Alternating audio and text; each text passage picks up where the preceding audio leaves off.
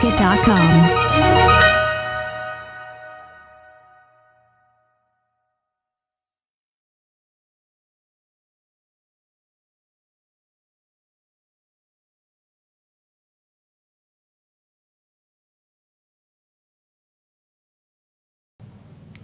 Assalamualaikum warahmatullahi wabarakatuh.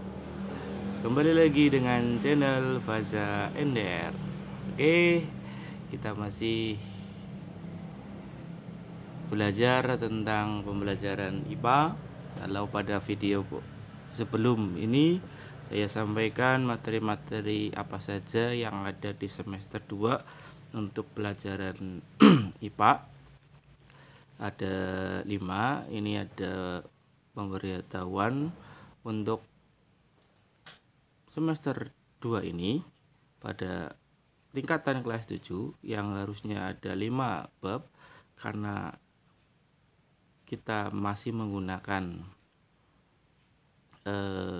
kurikulum pandemi, maka yang tadinya 5 sekarang menjadi 3 bab saja. Itu yang pertama adalah sistem organisasi kehidupan, yang kedua tentang interaksi makhluk hidup dengan lingkungannya, dan yang ketiga adalah tata surya. Jadi ada beberapa bab nanti yang dihilangkan. Oke, kita masuk ke materi bab yang pertama, yaitu tentang tentang organisasi kehidupan.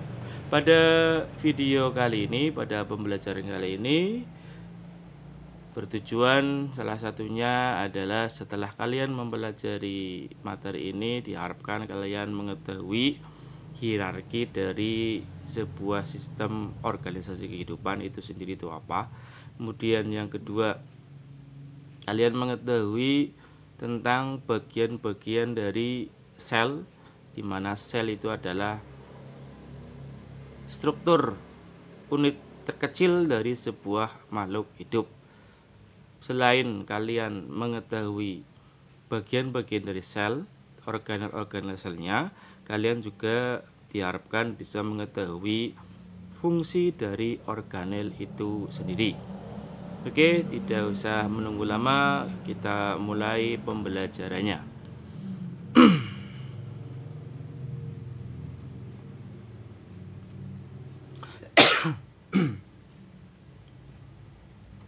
Organisasi kehidupan. Belajar IPA MTS ataupun SMP kelas 7 semester 2. Kalau kita bicara masalah organisasi, mungkin kata-kata ini tidak asing dengan kalian, karena di setiap kelas kalian pasti ada yang namanya struktur organisasi. Mungkin dari kepala sekolah, di bawahnya nanti ada wali kelas, di bawahnya lagi ada ketua kelas, di sampingnya nanti ada wakil, dan bawahnya lagi ada bendahara, sekretaris, seksi-seksi, dan nanti terakhir adalah anggota. Ini ada kaitannya dengan itu. Kita mulai saja. Sebagai ilustrasi, kalian ada di dalam kelas sebagai seorang siswa. Nah, kalian anggota dari sebuah kelas. Nah, kelas kalian berada di sekolahan, itu di SMP Negeri 2 Keramat. Nah, sekolahan yang kita punya, yang kita tinggali sekarang untuk belajar, ini berada di Kecamatan Keramat, di mana di Kecamatan Keramat ada beberapa sekolahan. Nah, Kecamatan Keramat ini bagian dari Kabupaten Tegal. Kalau ilustrasi seperti ini berarti dari tingkatan yang paling kecil sampai tingkatan yang paling besar itu ada. Begitupun juga pada makhluk hidup. Makhluk hidup dari tingkatan yang paling kecil ada yang menyusun, ada yang nanti ke atasnya juga nanti ada, yang lebih besar juga nanti ada. Nah, sekarang kita masuk ke makhluk hidupnya, tubuh pada manusia. Perhatikan. Coba kalian perhatikan gambar berikut. Ini ada orang, ada manusia, situ ada paru-paru, ada dua, sebelah kanan dan sebelah kiri. Ini ada paru-paru yang sebelah kanan. Nah, paru-paru ini tersusun dari berbagai macam jaringan. Yang nanti jaringan nanti tersusun dari berbagai macam sel. Seperti halnya tadi, kalian bagian dari kelas kalian bagian dari sekolahan kita bagian dari sebuah kecamatan bagian dari sebuah kabupaten. Begitupun juga pada manusia. Manusia di bawahnya nanti ada sistem organ, kemudian ada organ, ada jaringan. Nanti yang paling kecil adalah jaringan sel. Kita mulai. Struktur organisasi kehidupan ini harus kalian pahami. Ini adalah konsep dasarnya. Strukturnya dari yang paling kecil sampai yang paling besar, yaitu individu, makhluk hidup itu sendiri. Nah, sel ini adalah organel struktural atau struktural, bagian terkecil dari makhluk hidup. Nah, dari berbagai macam sel yang sama akan membentuk sebuah jaringan dan melakukan fungsi yang sama pula. Salah satu contohnya adalah jaringan kulit. Nah, jaringan-jaringan yang mungkin bentuknya berbeda, tetapi dia melakukan fungsi yang sama, dia akan membentuk organ. Nah, organ-organ yang berbeda, dia saling berketerkaitan, melakukan fungsi yang saling berketerkaitan, nanti dia akan membentuk sebuah sistem organ. Katakanlah sistem organ pernapasan. Nanti di situ ada paru-paru, ada tenggorokan, ada hidung dan sebagainya. Nah, sistem organ yang ada, salah satunya kalau pada manusia itu ada sistem organ pencernaan, sistem organ pernapasan, kemudian sistem organ pengeluaran dan sebagainya, nanti akan membentuk sebuah organisme. Siapa? Diri kita sendiri. Kalau kita berbicara masalah manusia, berarti diri kita sendiri. Yang sering kita sebut dengan organisme di sini adalah individu. Ini hierarki dari sebuah struktur organisasi kehidupan. Nah, pada pembahasan kali ini kita membahas yang ini dulu, yaitu tentang sel. Teori sel ini dikemukakan oleh Robert Hooke, yaitu orang yang pertama kali menemukan mikroskop. Dengan adanya ditemukannya mikroskop, Robert Hooke membuat sebuah sayatan gabus, di mana setelah diamati sayatan gabus tersebut, Robert Hooke menemukan ruangan-ruangan kecil berderet seperti halnya sarang lebah. Nih, orang yang pertama kali mengamati sel, jadi Robert Hooke, itu pada sayatan gabus.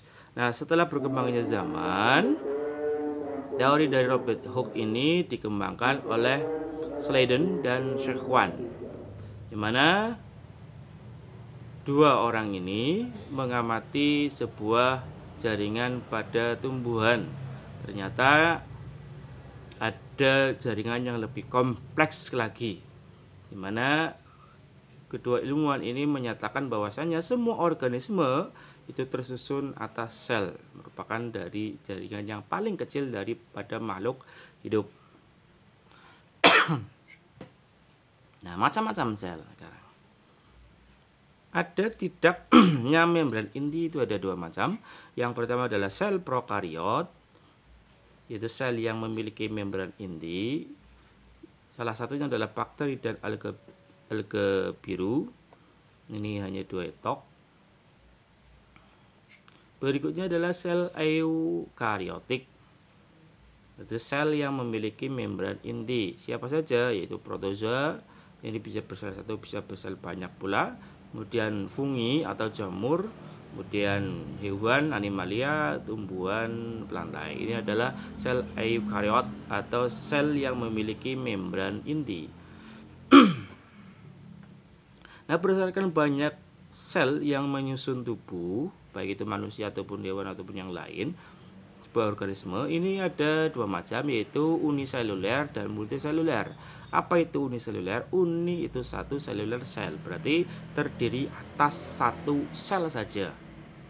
Semua aktivitas hidup dilakukan oleh sel itu sendiri. Makanya di dalam sel itu walaupun dia sifatnya sangat mikroskopis, sangat kecil, tapi dia bisa melakukan fungsi dari makhluk hidup itu sendiri. Kemudian salah satu contohnya adalah bakteri, protozoa, alga, dan sebagainya, amuba. Kemudian organisme multiseluler, multi berarti banyak, seluler berarti sel, berarti terdiri atas banyak sel. Ada pembagian tugas untuk setiap organnya, nanti juga ada pembagiannya. Kemudian aktivitas hidup dilakukan oleh organ tertentu, salah satunya siapa? Manusia, hewan, tumbuhan.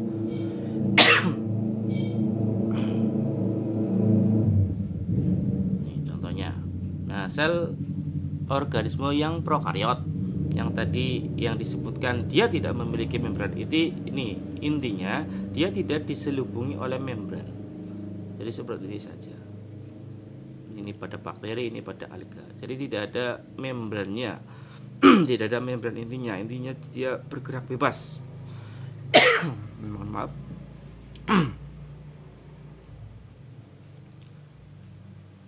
Nah, ini adalah sel hewan. Nah, kalau sel hewan sini ada membran intinya dilapisi oleh membran di sini. Ini masuk, ini bukan ini. Ini ada membran intinya, ini pada sel tumbuhan. Kemudian pada sel hewan ini ada sama, ada membran intinya, makanya disebut dengan sel eukariotik.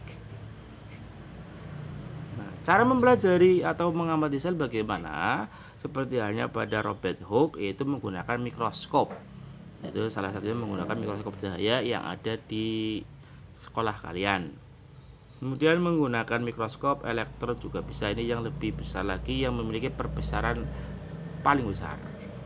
Bisa juga SEM atau scanning electronic microscope. Begitu juga menggunakan TEM atau transmission electron microscope. Nah, sel hewan dan sel tumbuhan memiliki persamaan beberapa organ sel. Jadi pada pembahasan kali ini nanti kita fokusnya bukan pada sel prokariot, tapi fokus kita pada sel eukariotnya. Nah, satunya adalah sel hewan dan sel tumbuhan.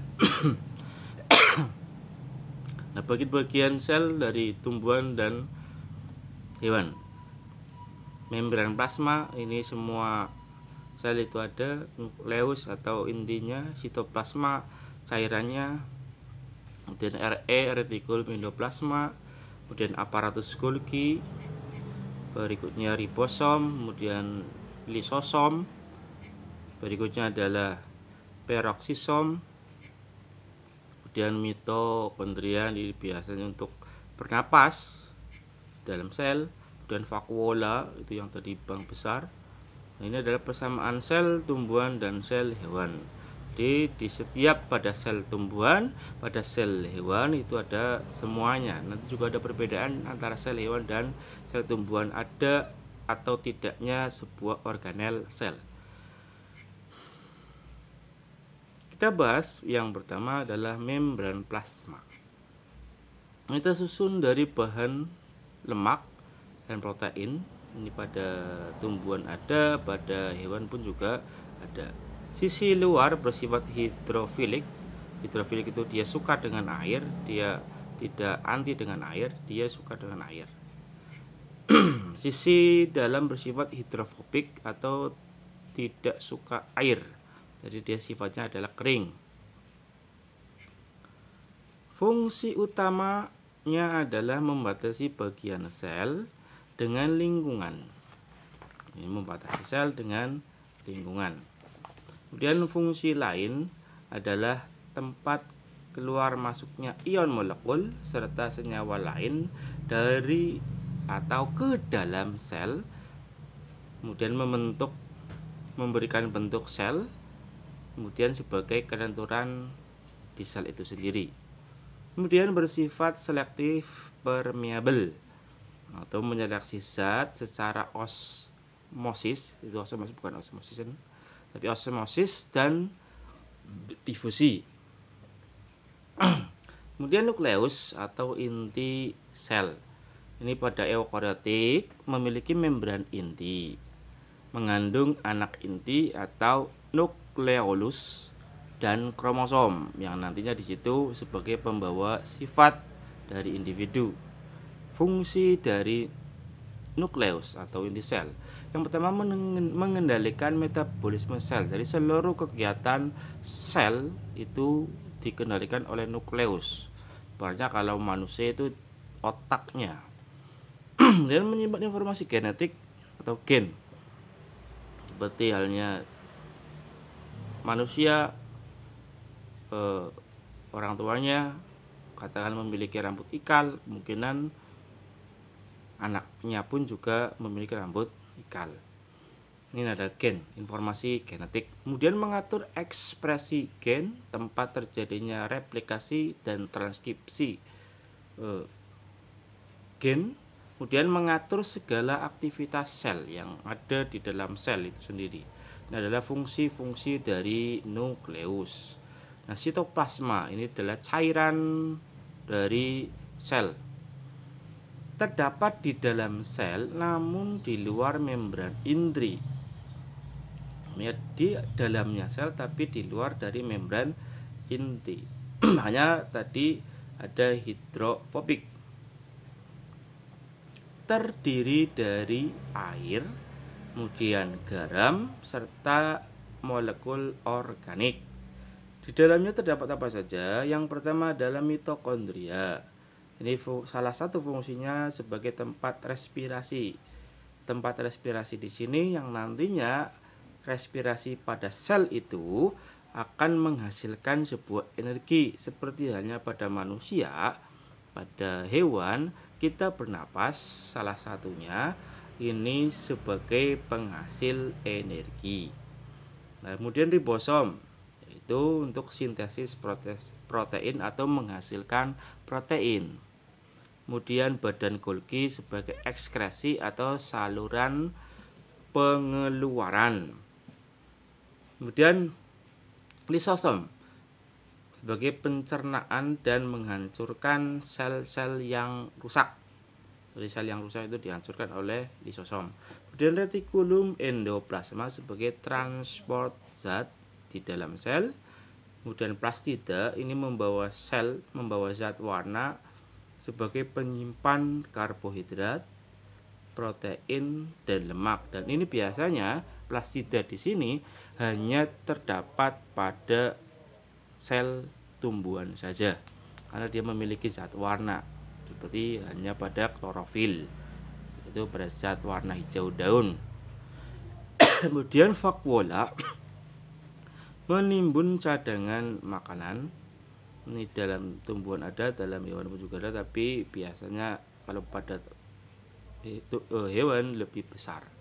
Kemudian sitoskeleton ini mempertahankan bentuk sel, memberikan bentuk pada sel. Salah satunya ini lebih mudah dipahami itu sebagai tulangnya sel. Jadi dia memiliki bentuk, itu sitoskeleton peranannya. Nah, ini adalah perbedaan sel tumbuhan dan sel hewan. Dilihat dari organel selnya. Ini nukleus, ada hewan ada, tumbuhan ada, nukleolus ini ada semua, ribosom ada semua, RE atau retikulum endoplasma halus dan kasar itu ada semua, dan badan Golgi itu ada semua, mitokondria juga ada semua. Nah, ini yang membedakan adalah lisosom, pencernaan makanan. Kalau pada hewan ada, tapi kalau pada tumbuhan tidak ada. Nah, hewan ada, pada tumbuhan tidak ada. Kemudian kloroplas, otomatis fotosintesis. Hewan tidak ada, tumbuhan ada. Dinding sel sebagai pelindung perkuat sel. Pada hewan kita tidak punya. Kita kan termasuk juga hewan. Kita tidak punya, hewan tidak punya dinding sel. Pada tumbuhan dia punya. Makanya dinding sel pada tumbuhan itu memberikan kekuatan pada tumbuhan itu sendiri. Kemudian vakuola sebagai penyimpan cadangan makanan, ini pada hewan ada, tumbuhan juga ada. Kemudian sentriol ini ada pada hewan dan pada tumbuhan tidak ada. Kita lanjut. Retikulum endoplasma atau RE, apa itu? Ini bentuknya kantong pipih 2 lapis membran menutupi sebagian besar sitoplasma. Ini fungsinya adalah transport zat di dalam sel. Ini ada 2 macam, retikulum endoplasma halus ini tanpa adanya ribosom, ada juga retikulum endoplasma kasar dengan adanya ribosom. Ini adalah dinding sel. Nah, dinding sel tadi pada perbedaan antara sel hewan dan sel tumbuhan ini hanya terdapat pada sel tumbuhan saja. Ini juga ada pada bakteri, pada fungi atau pada jamur serta pada tumbuhan. Fungsinya buat apa? Untuk melindungi sel serta memberikan bentuk sel. Dinding sel. Nah, ini terakhir, organisasi kehidupan tingkat sel. Setiap makhluk hidup tersusun atas sel. Semua makhluk hidup itu tersusun dari sel. Yang paling kecil adalah sel. Komponen penyusun makhluk hidup yang paling kecil itu. Kemudian makhluk hidup yang tersusun atas satu sel atau makhluk hidup uniseluler, makhluk hidup yang tersusun atas banyak sel atau multiseluler. Ada 2, multi dan uni. Setiap sel mempunyai organel yang mampu menjalankan fungsinya untuk hidup. Jadi, sel merupakan unit struktural terkecil dan fungsional terkecil dari makhluk hidup. Dan nanti ketika ada pertanyaan apa itu sel, jadi jawabannya adalah unit struktural terkecil dan fungsional terkecil dari makhluk hidup. Ini adalah pengertian dari sel. Nah, ilmu yang mempelajari tentang sel itu sendiri adalah yang bernama sitologi. Demikian pembahasan pada video kali ini. Mudah-mudahan bermanfaat. Silakan yang memiliki buku pendamping bisa kalian beri garis bawah menggunakan stabilo ataupun menggunakan pensil ataupun menggunakan pulpen, itu garis bawahi. Tidak usah kalian tulis lagi di buku. Tapi kalau yang tidak memiliki buku pendamping, silakan nanti kalian tulis, kalian ringkas. Nah, tugasnya cukup mudah. Setelah kalian mempelajari ini, nanti saya berikan tugas hanya satu saja, yaitu menggambar. Menggambar apa? Menggambar sel, yaitu sel hewan dan sel tumbuhan. Silakan nanti kalian gambar di buku kalian masing-masing, diberikan warna boleh, kemudian jangan lupa bagian-bagiannya diberikan keterangan atau penjelasan itu bagian-bagian apa. Bila perlu diberi fungsinya, misalkan mitokondria fungsinya sebagai alat pernapasan, misalkan seperti itu. Nanti kalian gambar, kalian kerjakan di buku IPA kalian masing-masing. Nanti ketika pembelajaran tatap muka, nanti baru saya koreksi dan saya nilai. Demikian pembelajaran kali ini, mudah-mudahan bermanfaat. Selalu jaga kesehatan kalian, mudah-mudahan kita selalu diberikan kesehatan dan diberikan perlindungan oleh Allah Subhanahu wa taala, dan kita berharap besar mudah-mudahan pandemi corona ini segera diangkat, segera hilang, supaya kita bisa belajar seperti biasa tatap muka di dalam kelas supaya lebih mudah dalam mempelajarinya. Saya akhiri, kurang lebihnya mohon maaf. Wassalamualaikum warahmatullahi wabarakatuh.